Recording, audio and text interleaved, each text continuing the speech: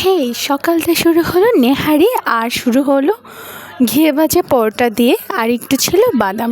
এটা হচ্ছে ময়না পাখির বাবার খাবার। তো একটু দুপুরবেলা ফল জল আমরা খেয়ে নিয়েছি সবাই।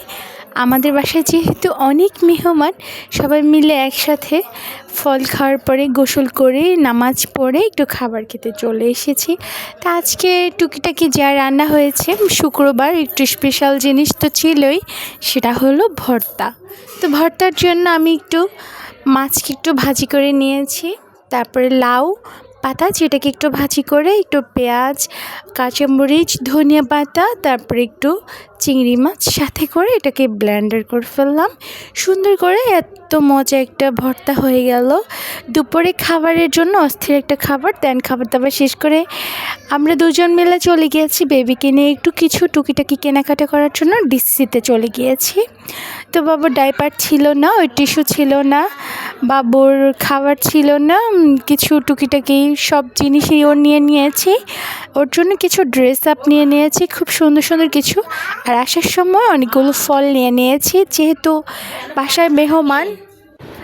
তো ফল টল সব কেনাকাটা শেষ হয়ে গিয়েছে, বাসার উদ্দেশ্যে চলে এসেছি। তো বাসায় আসার পর আপনাদের ড্রেসগুলো দেখাচ্ছে, যেহেতু ওর প্রত্যেক মাসে কিছুদিন পর পর ড্রেস কিনি আমরা, যেহেতু ছোটো মানুষ নোংরা করে ফেলে।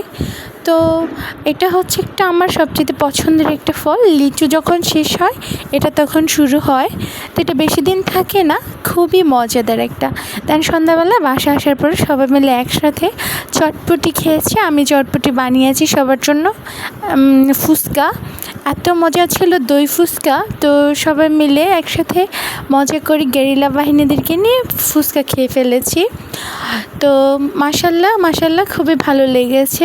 তো এরপরে ময়না পাখির বাবা আমাদের জন্য সবার জন্য মোমো বানিয়ে এনেছে।